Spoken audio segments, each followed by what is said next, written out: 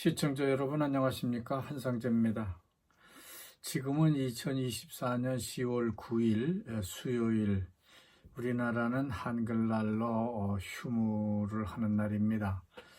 제가 오늘 포도밭에서 너무 심하게 일을 했는지 너무 졸려서 그만 잠시 자고 일어나 보니까 벌써 자정이 되고 있습니다. 그렇지만 지금부터라도 방송을 시작하겠습니다. 하여간 지금부터 자연히 그리워 방송을 시작하겠습니다. 어제는 제가 한국문인협회 인도네시아 지부 회장단과의 적도문학상 수상자 미팅을 갖기 위해서 서울 인사동을 다녀왔습니다. 제가 인도네시아 지부의 초대 회장으로 문인협회를 창립하고 지금은 고문으로 저를 대우하고 있기 때문에 꼭 가보고 싶었습니다. 이대 회장과 현 회장 그리고 자카르타 회원 여러분과 함께 서울 인사동에서 식사도 나누고 적도문학상 대상 축하 행사도 조촐하게 가졌습니다. 오늘 자카르타 톱뉴스는 월드뱅크가 인도네시아 경제 회복 속도를 팬데믹 이전의 상황을 뛰어넘을 정도로 빠르게 성장할 것으로 예상한다는 그런 예측을 내놨다고 하는 겁니다. 하지만 인도네시아 제조업 및 무역은 여전히 경쟁력이 떨어질 것으로 간주를 하고 있다는 주문도 더하고 있습니다. 제조업과 무역 부분의 경쟁력 저하라는 조건을 월드뱅크가 붙이긴 했지만 올해와 내년엔 그 인도네시아 경제 성장에 대한 전망은 일반적으로 높였습니다. 여전히 팬데믹 이전의 성장에 머물고 있는 다른 아시아, 그러니까 아세안 국가들과 비교해 볼 때 인도네시아는 빠르게 성장할 것으로 그렇게 예상을 하고 있다는 겁니다. 월드뱅크 10월 보고서에 따르면 인도네시아 경제는 올해 5.0%, 내년에 5.1% 성장할 것으로 그렇게 보고 있습니다. 이는 지난 봄 세계은행이 낸 경제 전망치보다 더 높은 수준인데요. 세계은행은 당시 2024년에 4.9%로 봤는데 5.0%가 될 것으로 좋게 평가를 했고 2025년 그러니까 프라보 정부가 들어서면서 5.0% 정도 성장할 것으로 전망을 했었습니다. 말레이시아나 베트남, 태국 등 다른 아세안 국가들의 평균 경제 성장률이 팬데믹 이전 수준, 그러니까 2024년에 4.8%로 봤고요. 2025년에는 4.34%로 더 낮을 것으로 전망을 하고 있는데 반해서 유독 인도네시아만 5%, 5.1% 이렇게 성장할 것으로 보고 있다는 월드뱅크의 의견입니다. 전반적으로 인도네시아 경제 방향은 올바른 것으로 평가를 하고 있습니다. 경제 성장에 가장 큰 영향을 주는 요소라고 한다면은 가계 소비 지수겠죠.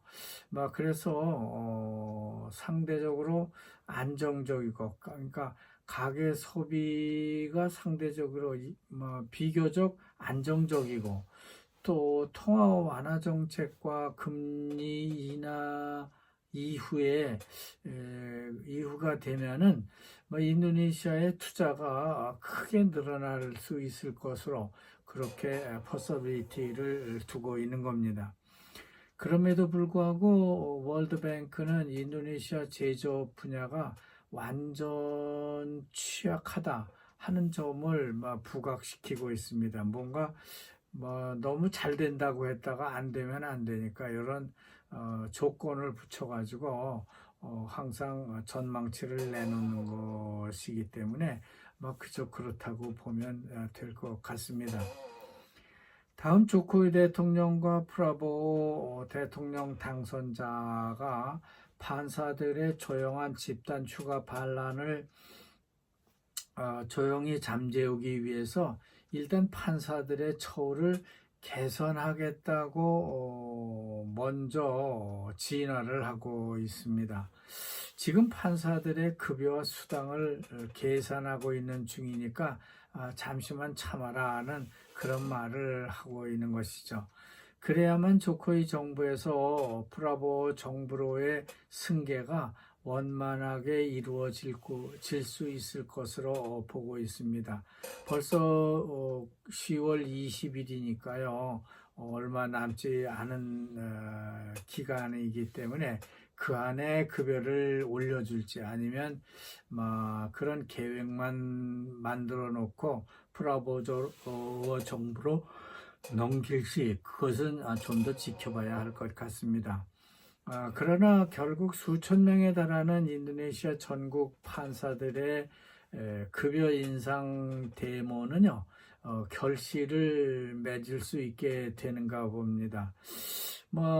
지난 12년 동안 판사들의 급여를 인상하지 않았다고 하니까,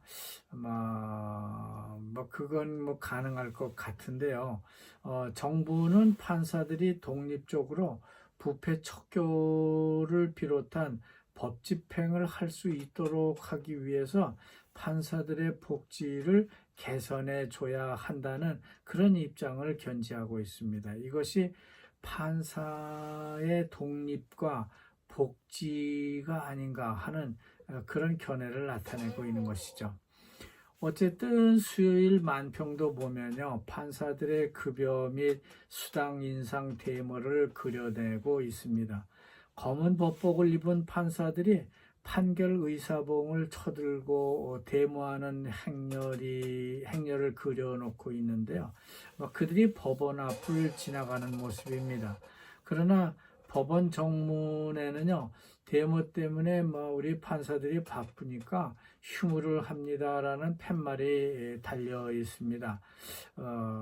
그리고 그 법원 앞에서 그 데모, 그러니까 변호사들이나 이렇게 아니면은 재판을 받는 사람들이 그려낸 것 같은데요. 그들은 새록새록 졸고 있습니다. 이를 지켜보는 노동단체들은 이런 방법도 있구나 하고 우리도 저렇게 해야 되겠네 하는 그런 모습을 그려내고 있습니다. 중국과 인도네시아가요, 코코넛, 그러니까 야자를 이용하는 방법에 대한 비즈니스를 비교하는 기사가 나왔습니다. 중국은 야자 매트를 수입해다가 사방공사나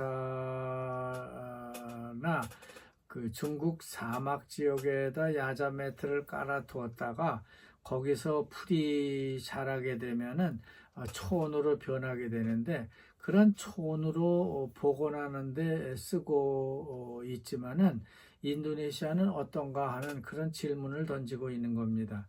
인도네시아는 그저 버진 오일이나 식용유를 짜서 판매하는데 그치고 있는 것이 아닐까 하는 생각이 듭니다. 한마디로 인도네시아는요, 좀 더 코코넛 스트리밍 산업을요, 더 개발하면 좋겠다는 것을 알리고자 하는 것 같습니다.